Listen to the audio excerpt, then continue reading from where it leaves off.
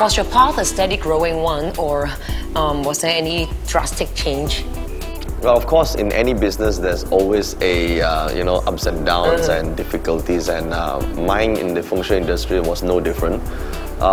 When we first started, I was merely a fresh graduate out of university. Obviously, I do not have the experience to run a company. In fact, this is my first and only job, So learning along with the job, reading books on running a business and all that was obviously the way to, that's how I actually run my work today.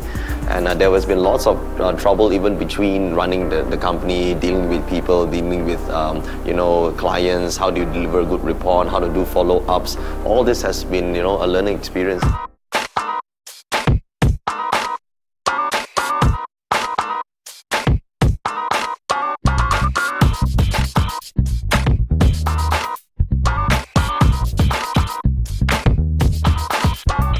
You do it all by yourself, and do you have any mentors, especially when it comes to the business part?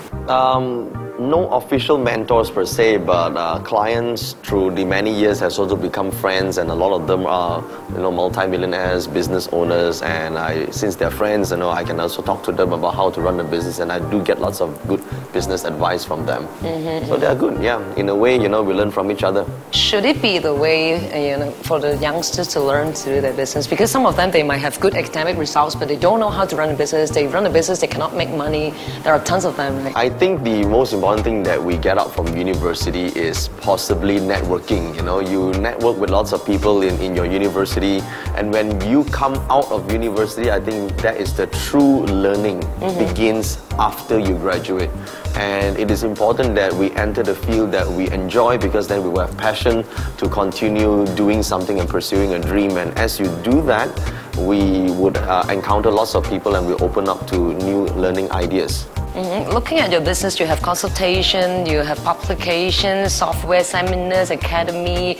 Which area to you is the most important, and which is the most money-making? The most interesting part for me would be consulting. Is still part of the main business.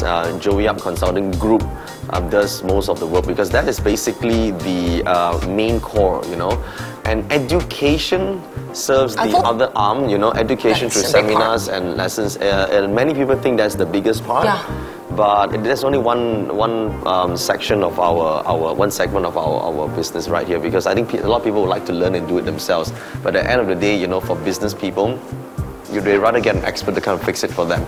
So the consulting work is what we enjoy, because we enjoy problem solving and creating results for people. And a lot of my friends, they were dying to get you to check their feng shui, but of course, you're so busy, and I know you don't do everything.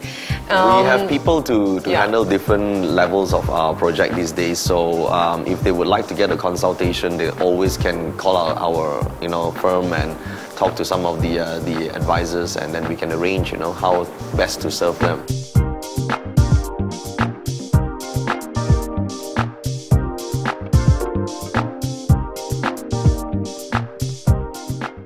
Have you ever, I'm sure you have, people criticizing about your work or your people's work? I think it's not about criticizing, it's more like follow-ups. Because I don't think there's any consulting in the world that can, just do one time and then you get the results. It's all about following up, making sure that the end result is what the client actually wanted in the first place. So the team is in place to ensure that happens. The problem is the old style in feng shui is basically the practitioner goes into the house, looks around, tells you what's wrong, and then they leave.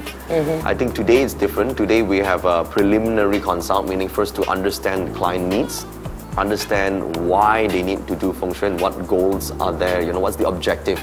And then the feng shui practitioner comes in, one of our consultants come in to study the area and study the people and their astrology charts, and then match it with the objectives. And then we have another meeting with the client to actually have a debrief on what our findings are, and then implementation of what the recommendations are. And then after that is follow-up. Did you get the results? Did you see the improvements? So if you do this whole process, you're bound to be able to get results. This is how you differ from other feng shui practitioners or master, or... Yeah, that's why we don't call ourselves masters, because I think that is very misleading term. Sifu in Chinese, right? Yeah, that's the one term that all our practitioners in our company don't call ourselves. It's because we consider ourselves practitioners or consultants, and as a professional, we have to engage and work with our clients on a professional level.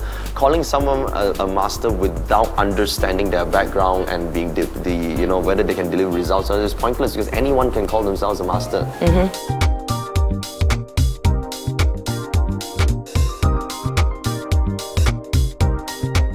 I've never endeavored to become a star. Never. I never treat myself as a celebrity, nothing like that. But somehow, because of TV programs and newspaper and appearing and all that, somehow brought that side out. So I've also worked hard to keep that private, because at the end of the day, it's the quality of life. Be sure to catch the next episode. Follow your convictions. I'm Joey Young.